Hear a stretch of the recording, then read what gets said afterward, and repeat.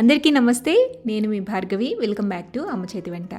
ఈరోజు వీడియోలో గోంగూర పచ్చడిని కమ్మగా టేస్టీగా ఎలా చేసుకోవచ్చో చూపిస్తున్నాను. గోంగూర అంటేనే మనకి నోట్లో నీళ్ళూరుతూ ఉంటాయి. గోంగూర పచ్చడి అంటే ఇక చెప్పాల్సిన పనే లేదు. వేడివేడి అన్నంతో ఎంత తింటున్నామో తెలియకుండానే చాలా తినేస్తూ ఉంటాం కదా. అండ్ గోంగూర హెల్త్కి చాలా మంచిదండి. ఇందులో యాంటీ ఆక్సిడెంట్స్ అలాగే న్యూట్రియంట్స్ చాలా ఎక్కువగా ఉంటాయి అన్నమాట. వైటమిన్ సి, మెగ్నీషియం కూడా అధికంగా ఉంటుంది. సో హెల్త్కి ఎంతో మేలుని చేసే ఈ గోంగూర పచ్చడిని అప్పుడప్పుడు చేసుకోవడం చాలా మంచిది. ఈరోజైతే నేను విలేజ్ స్టైల్లో ఈ గోంగూర పచ్చడిని ఎలా చేసుకోవచ్చో చూపిస్తున్నాను. ఈ గోంగూర పచ్చడి ఫ్రిడ్జ్లో కనుక స్టోర్ చేసుకుంటే 10 రోజుల పైనే మనం తినచ్చు, ఇలా నేను చెప్పినట్టుగా చేస్తే.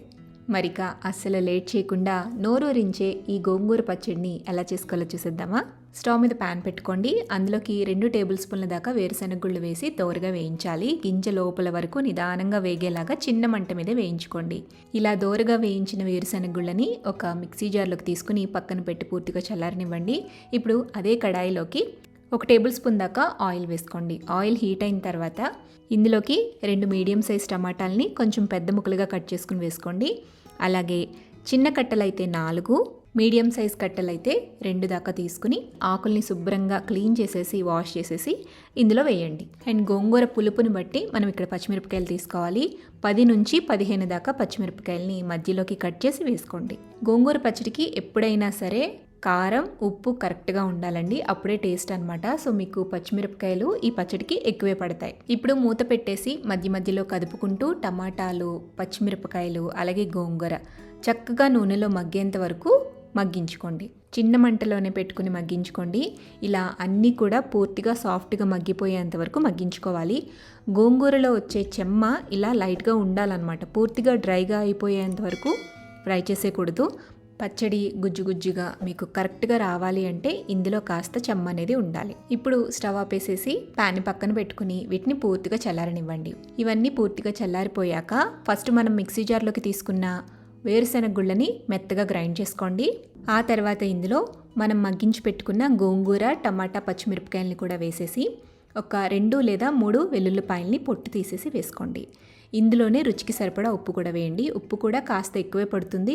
ఇలా అన్నీ వేసాక వీటన్నిటిని కూడా రోట్లో కానీ లేదంటే మిక్సీ జార్లో కానీ లైట్గా కోర్స్గా గ్రైండ్ చేసుకోవాలి. అంటే మన రోట్లో దంచుకుంటే ఎలా ఉంటుంది పచ్చడి, సో ఆ విధంగా మిక్సీ జార్లో బ్లెండ్ చేసుకోవాలన్నమాట. ఇలా గ్రైండ్ చేసుకున్న పచ్చడిని ఒక బౌల్లోకి తీసుకుని ఇప్పుడు అదే మిక్సీ జార్లోకి ఒక చిన్న ఉల్లిపాయని తీసుకుని కొంచెం పెద్ద సైజులో ముక్కలుగా కట్ చేసుకుని వేసేసేయండి. ఇప్పుడు కచ్చాపచ్చాగా గ్రైండ్ చేసుకోవాలి. పల్స్ మోడ్లో 2-3 పల్సులు ఇస్తే ఈ విధంగా ఉల్లిపాయ అనేది కొంచెం నలుగుతుంది అనమాట. ఇలా గ్రైండ్ చేసుకున్న ఉల్లిపాయని గోంగూర పచ్చడిని పక్కకు తీసుకున్న బౌల్లోకి వేసేసి మొత్తం కలిసే విధంగా బాగా కలపండి. ఇప్పుడు ఈ పచ్చడికి మనం తాలింపు పెట్టుకోవాలి. తాలింపు పెట్టుకోవడం కోసం స్టవ్ మీద కడాయిని పెట్టుకుని అందులో 3 లేదా 4 టేబుల్ స్పూన్ల దాకా ఆయిల్ వేసుకోండి. సో పచ్చడి మీకు నిలువ ఉండాలి అంటే కాస్త ఆయిల్ అనేది ఎక్కువే పడుతుంది. అప్పటికప్పుడు వాడుకోవాలి అంటే గనక తాలింపు లేకపోయినా సరే వేడివేడి అన్నంతో ఈ పచ్చడిని అలా డైరెక్ట్గా వాడేసుకోవచ్చు. అయితే తాలింపులో ఉల్లిపాయ కాస్త వేగితే టేస్ట్ ఇంకా బాగుంటుంది. సో కడాయిలోకి ఆయిల్ వేసుకున్న తర్వాత ఆయిల్ని హీట్ చేయండి. ఆయిల్ హీట్ అయిన తర్వాత ఇందులో తాలింపు గింజలు వేసుకోండి. ఆవాలు, జీలకర్ర, మినపప్పు, శనగపప్పు ఇవన్నీ కలిపి 1 టేబుల్ స్పూన్ దాకా వేసుకోండి. అలాగే 5 నుంచి 6 వెల్లుల్లిపాయల్ని కొద్దిగా దంచుకుని వేసుకోండి. ఇందులోనే 4 నుంచి 6 దాకా ఎండుమిరపకాయలను తీసుకుని ఇలా తుంచుకుని వేసుకోండి. 2 రెమ్మల కరివేపాకు కూడా వేసేసి తాలింపుని దోరగా నూనెలో వేయించాలి. తాలింపు చక్కగా వేగిపోయాక ఇందులోకి కాస్త ఇంగువను వేసి ఒకసారి కలిపి మనం గ్రైండ్ చేసుకుని పక్కన పెట్టుకున్న గోంగూర పచ్చడి మొత్తాన్ని ఈ ఆయిల్లో వేసి ఒక 5 మినిట్స్ పాటు చిన్న మంట మీద మధ్య మధ్యలో కదుపుతూ పచ్చడిని ఆయిల్లో ఫ్రై చేసుకోవాలి. ఉల్లిపాయ కాస్త మగ్గిన తర్వాత స్టవ్ ఆపేసేసి ఈ ప్యాన్ని పక్కకు దించేసుకోండి. అంతే, నోరూరించే సూపర్ టేస్టీ గోంగూర పచ్చడి రెడీ అయిపోతుంది. ఈ పచ్చడిని ఒక బాక్స్లో పెట్టేసుకుని మీరు ఫ్రిడ్జ్లో స్టోర్ చేసుకుంటే 10 డేస్ పాటు ఈజీగా ఈ పచ్చడిని సర్వ్ చేసుకోవచ్చు. వేడి వేడి అన్నంతో గోంగూర పచ్చడి కొద్దిగా వేసుకుని అలా కలుపుకొని తింటూ ఉంటే ఇక అమృతమే.